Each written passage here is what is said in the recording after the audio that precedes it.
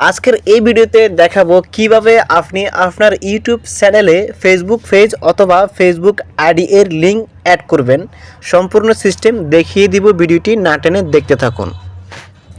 আজকের এই ভিডিওটি যারা এই সিস্টেম জানেন না আপনাদের জন্য। প্রথমে আপনি গুগল প্লে স্টোর থেকে ওয়াইটি স্টুডিও অ্যাপ্লিকেশনটি ইনস্টল করে নেবেন।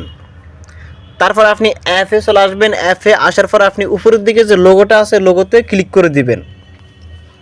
লোগোতে ক্লিক করার পর আপনি উপরের দিকে আবার লোগোর পাশে কলমের মতো যে আইকনটা আছে এডিট আইকনে আপনি ক্লিক করে দিবেন।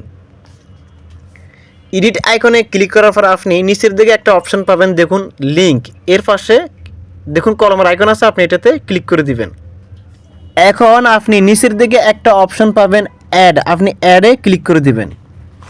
এখন আপনি এখানে দুটো অপশন পাবেন, টাইটেল, অ্যাড ইউআরএল। আপনি যদি ফেসবুক পেজ অ্যাড করেন তাহলে আপনি এখানে ফেসবুক পেজ লিখবেন, আর যদি ফেসবুক আইডি অ্যাড করেন তাহলে আপনি ফেসবুক আইডি লেখাটা এখানে লিখে দিবেন। আমার পেজ অ্যাড করা আছে, আমি এখন আইডি অ্যাড করব, এই জন্য আমি লিখতেছি ফেসবুক আইডি। এখন আপনি ফেসবুকে চলে আসবেন।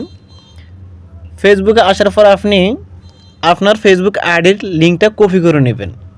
প্রোফাইলে চলে আসবেন আপনি, তারপর থ্রি ডট মেনুতে ক্লিক করে দেবেন।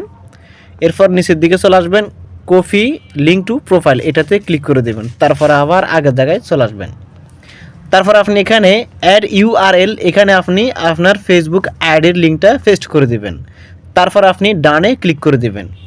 ডানে ক্লিক করে দেওয়ার সাথে সাথে আপনার ফেসবুক আইডিটা এখানে অ্যাড হয়ে যাবে। এখন আপনি উপরের দিকে সেভ আছে, সেভে ক্লিক করে দেবেন। সেভে ক্লিক করে দেওয়ার সাথে সাথে আপনার ফেসবুক আইডির লিঙ্কটা এখানে অ্যাড হয়ে যাবে। এখন আপনি ইউটিউবে চলে আসবেন। ইউটিউবে আসার পর আপনি আবার দেখবেন এখানে অ্যাড হয়েছে কিনা, আমি আপনাদেরকে দেখাচ্ছি।